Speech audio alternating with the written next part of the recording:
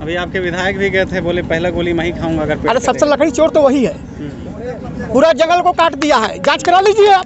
अगर भूपेश बघेल में और प्रधानमंत्री जी में जरा सा भी नैतिक जिम्मेवारी वैसी है तो सरगुजा का जंगल किसने कटवाया? नहीं, आप आरोप तो शुरू से लगाते रहे। नहीं गलत नहीं किस करो ना। स्थानीय विधायक से बातचीत की है आप लोग? बातचीत करके कोई रास्ता निकालने का प्रयास किससे? विधायक से? अरे भैया मैं तो ये कह रहा हूँ, अदानी या बानी से कितना किसने पैसा लिया है वो तो बता दे। जांच तो करा दे, सीबीआई जांच है, एक एजेंसी बैठा दे।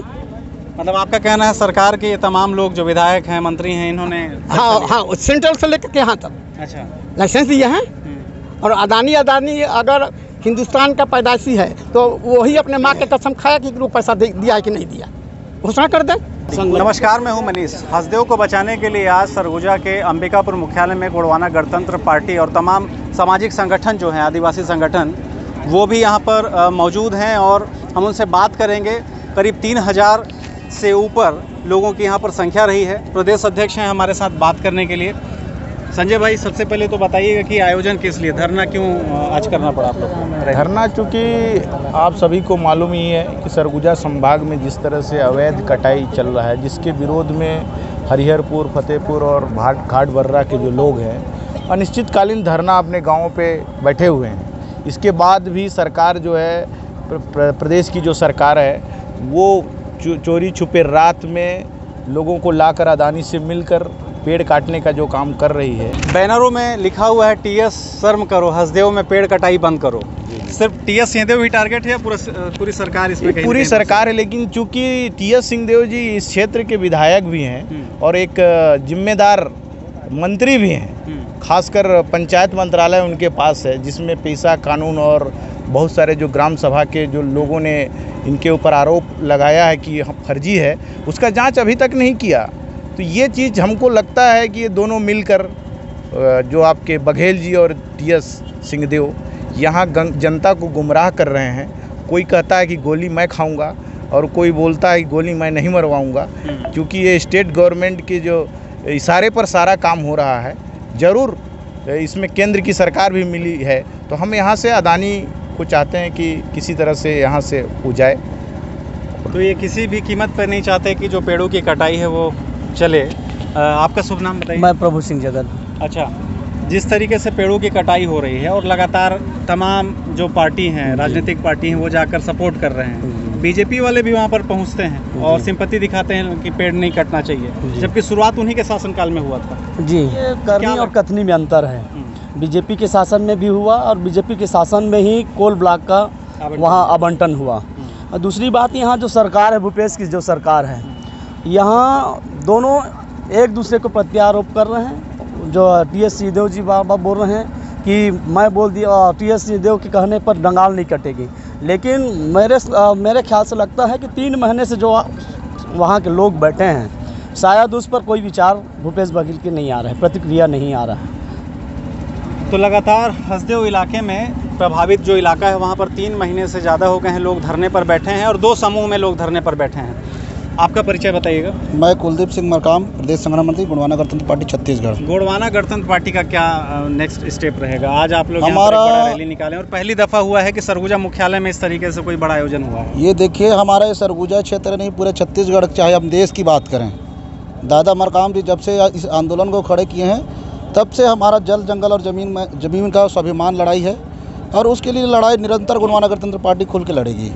और अब हमारा अगला स्टेप ये होगा कि आज अगर हम सरकार इस पर भी गहरी नींद से, जिस तरीके से कुंभकर्णी नींद में जो छोई है, सरकार नहीं जगती है, तो निश्चित ही हम शासन प्रशासन को जगाने के लिए रायपुर तक जाएंगे और ये हमारा चरणबद्ध आंदोलन चलेगा। इससे पहले भी लोग 300 किलोमीटर पद यात्रा कर चुके हैं, तब सरकार नहीं जागी? नहीं, 300 किलोमीटर जो चले हैं, ये लोगों के साथ उपेक्षा है। ये तो यहाँ के जो स्थानीय विधायक और मंत्री जो हैं, ये इनके कान में जू नहीं रहेंगी और आज कह रहे कि हम गोली खाने के लिए तैयार हैं। अगर आप इतने ही तैसी हो तो 100 दिन से ज़्यादा हो गए वहाँ पर आकर के धरने पर आपको बैठना चाहिए और भूपेश बघेल की मुर्दाबाद करना चाहिए। अगर सरकार के खिलाफ हैं और लोगों के साथ हैं तो आपको खुल के बोलना चाहिए, क्योंकि इनकी लड़ाई जो 50-50 की चल रही है, 2.5 साल की।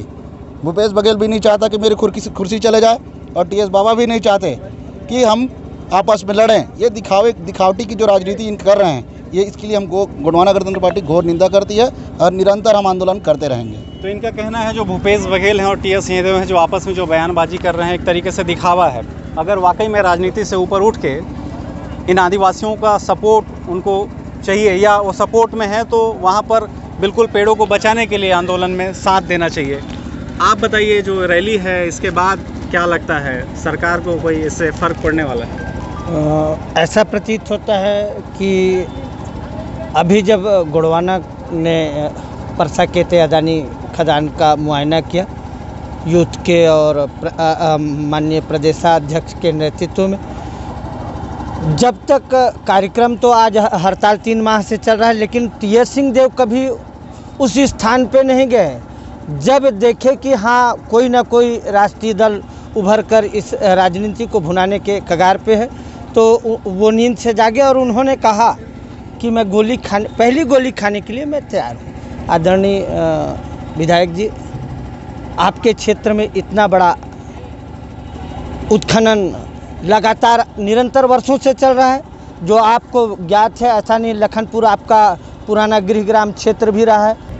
अभी जिस तरीके से अस्थायी रूप से रोक है, कोई आदेश नहीं जी पेपर में आदेश तो चाहिए अगर किसी भी तरीके का कोई परियोजना पर रोक लगाया गया है जी जी, तो क्या लगता है ये एक तरीके से धोखा है या ये धोखा है। सरकार के द्वारा हम मूल निवासी वर्ग को गुमराह किया जा रहा है, क्योंकि जिस तरह से प्रकृति से खिलवाड़ यहाँ के पूंजीपतियों के द्वारा, चाहे देश की सरकार और राज्य सरकार के द्वारा जो उत्खनन हो रहा है वर्षों से, क्या इससे मानव जीवन को संतुलित किया जा सकता है? हम अगर बॉक्साइट निकाल रहे हैं, कोयला निकाल रहे हैं, हीरा निकाल रहे हैं, लोहा निकाल रहे हैं, क्या उसको खाएंगे? खाने के लिए तो अन्न नहीं चाहिए। इसमें ये है, हसदो क्षेत्र के जो जंगल कट रहा था, जो परसा खदान प्रस्तावित है, वो फर्जी ग्राम सभा के माध्यम से वन स्वीकृति हासिल की गई है, उसके खिलाफ में रैली निकाला गया था। हम लोग का मांग ये है कि जो परसा खदान की जो फर्जी ग्राम सभा हुआ है वो रद्द होना चाहिए, और जो हसदो क्षेत्र में जितने सारे खदान हैं वो रद्द होना चाहिए। ये हम लोगों का मांग है, क्योंकि उस क्षेत्र में जो घने जंगल हैं, अनेक प्रजाति के पेड़ पौधे हैं, उसमें जो परसा केते बासन जो खदान जो संचालित है, उसका दूसरा फेज का फिर पेड़ काटने का अनुमति सरकार ने दे दी है। अब अभी कुछ दिन पहले पेड़ कटना चालू हुआ, जिन्होंने हम लोग उसका काफ़ी विरोध कर रहे हैं। और जो परसा खदान जो प्रस्तावित है, वो खदान जो आपका हरिहरपुर, जो मैं हरिहरपुर का रहने वाला हूँ, हरिहरपुर आपका फतेहपुर और घाट बर्रा और सालही, ये पूरा विस्थापन की प्रक्रिया में है। इसके बाद क्या स्टेप रहेगा आप लोग का?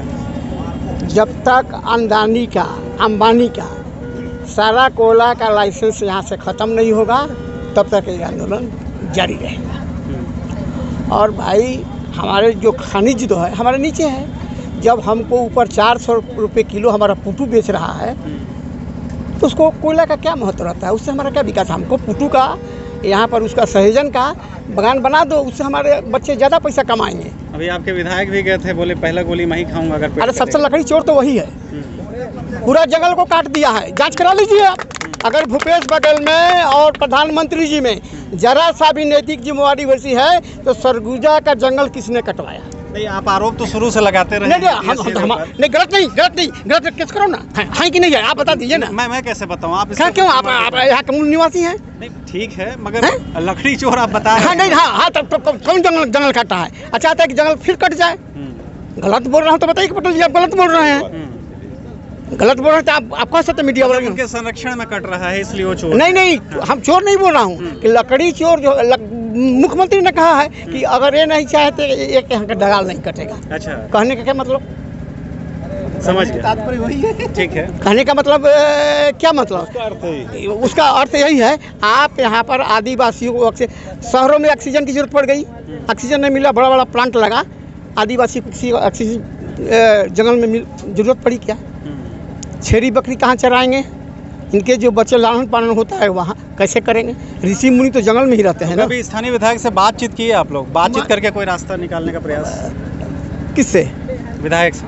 अरे भैया मैं तो ये कह रहा हूँ अदानी अंबानी से कितना किसने पैसा लिया है वो तो बता दे, जांच तो करा दे, सीबीआई जांच है, एक एजेंसी बैठा दे।